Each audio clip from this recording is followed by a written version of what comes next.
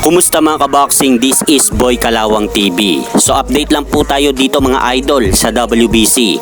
So ayon nga po dito sa presidente ng World Boxing Council na si Mauricio Suleiman, pinapayagan po nilang lumaban si pambansang kamao Manny Pacquiao dito kay current WBC World Welterweight Champion Mario Barrios. Kaya sa magandang balita nga po ito para sa mga tagahanga ni pambansang kamao Manny Pacquiao na nag-aabang ng laban po nito.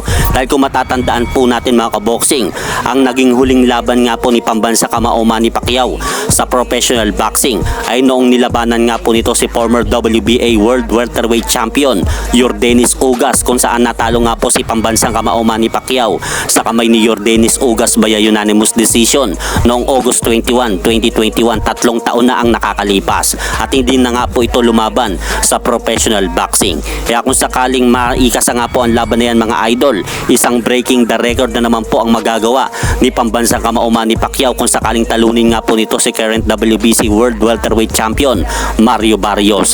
At ayon pa nga po dito mga kaboxing kay WBC President Mauricio Suleiman, target nga pong gawin ang laban nila Manny Pacquiao at Mario Barrios ngayong taon at ang venue nga po ng paglalabanan nila ay sa Las Vegas, Nevada, USA. At sa kabilang balita naman po mga idol, nagkaharap na nga po sina WBC Lightweight World Champion Shakur Stevenson at Artem Harutyunyan kanina sa ginanap na press conference ng dalawa sa Newark, New Jersey. At dito mga idol, sinabi nga po ni WBC Lightweight World Champion Shakur Stevenson at Artem Harutyunyan sa kanilang nangyaring press con sa Amerika ay inirerespeto po daw nila ang bawat isa sa pagboboxing. At sa kanila nga pong unang paghaharap, makikita po natin dito mga idol na patawa-tawa nga lang po ang dalawang boksingero sa kanilang nangyaring unang face-off. Kaya abangan nga po natin bukas ang kanilang official weigh-in dyan pa rin po sa lugar ng Newark, New Jersey sa bansang Amerika.